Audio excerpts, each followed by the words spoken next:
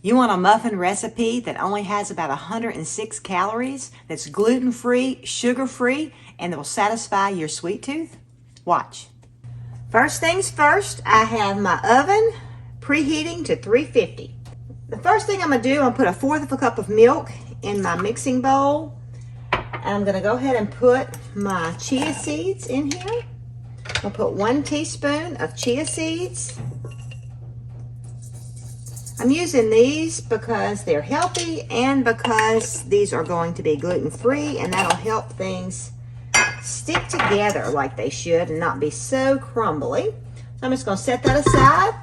And in another bowl, I'm going to go ahead and mix my dry ingredients. This recipe calls for 1 3/4 cup of flour. You can use whatever flour you want. It does not have to be gluten-free.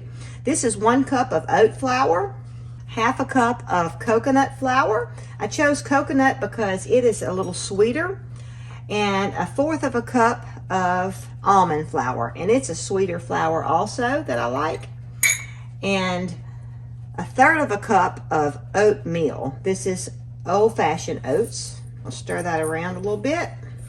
It'll be mixed up. I like to add flax to my baked goods. Sometimes I even add it to my salad. It's just really good for you. I'm going to add some Psyllium husk. It's also very nourishing, and plus it does help things bind together also. That was 1 teaspoon of each of those, by the way. I'm going to add cinnamon. I really like cinnamon, so I'm going to put 1/2 teaspoon of cinnamon. If you don't like cinnamon or you're not crazy about cinnamon, you could just put a little bit or none at all. Also going to put 1 teaspoon of baking soda and 1/4 teaspoon of baking powder.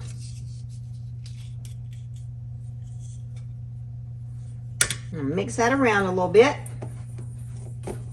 Almost forgot the salt. You're going to put 1/2 teaspoon of salt. All right, now we're going to set this aside, and to my mixing bowl for my mixer that I have fixed, yay,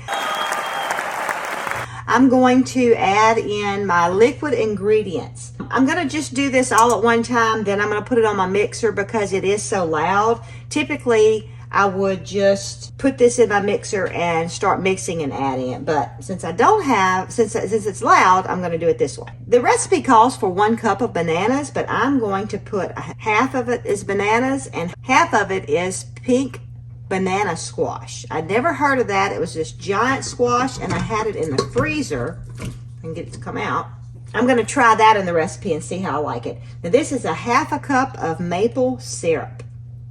And instead of having oil in this recipe, I'm going to have applesauce. And this is no sugar added.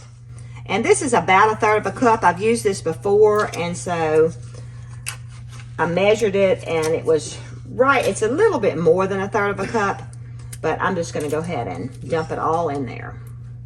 And then 1 teaspoon of vanilla.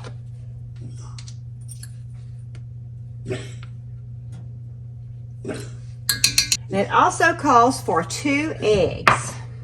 I'm going to put my eggs. I'm going to crack them in this measuring cup because these are fresh eggs. I always like to crack them in something separate before I put them in what I'm making.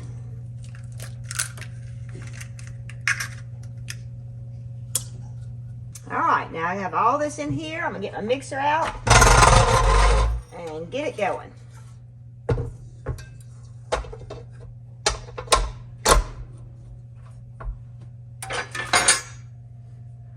This is an extra blade that I bought for my KitchenAid that it's got the rubber, so it scrapes the bowl really good. So it's nice to use when you're making cakes or batters and stuff like that, where it'll scrape the bowl.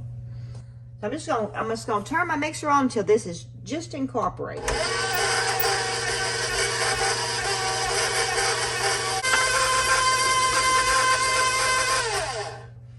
Okay, that's mixed up good. Now I'm gonna start adding my dry ingredients to it.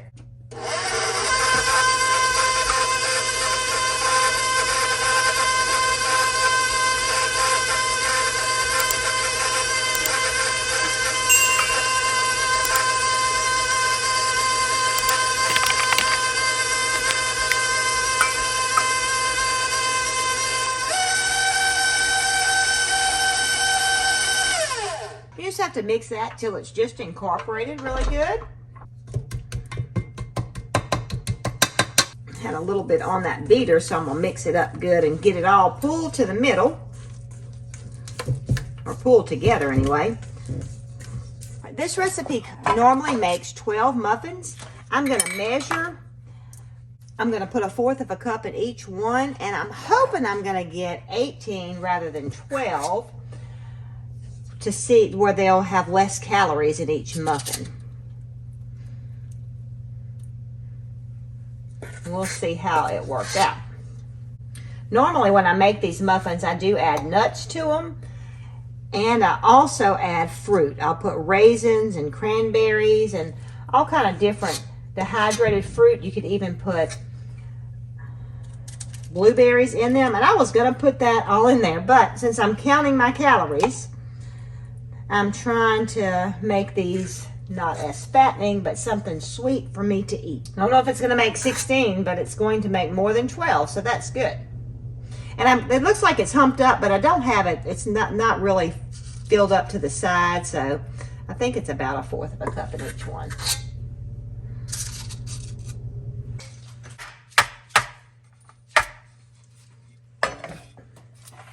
I didn't get 16, but I got 15, so that's good. I think I need one of those scoops that measure it for me. All right, now these are gonna go into a 350-degree oven, and I'm gonna bake them for 20 minutes or around 20 minutes. I will check them after about 15. I just want to tell you a couple of things while I'm waiting on the muffins. This is the kind of banana you want to use when you're making banana muffins or even banana bread. They have the most flavor and they're the sweetest. So I had saved back a couple of these bananas to use in this recipe. And as far as the squash, you can use any winter squash. You could have used sweet potatoes. Any squash that's a little on the sweet side, you could use in this recipe. Oh, finally they're ready. These smell so good. It's actually supper time right now, and I think I'm going to have one of these before and after supper. They turned out really good. Now, they look a little different, but of course I have no oil in them, so they're going to look a little bit different. Also, what I'll do when I'm not counting my calories and trying to watch my sugar, I'll put a little butter and sprinkle cinnamon and sugar on them, or you can put a little bit of cinnamon and sugar on them before you actually bake them.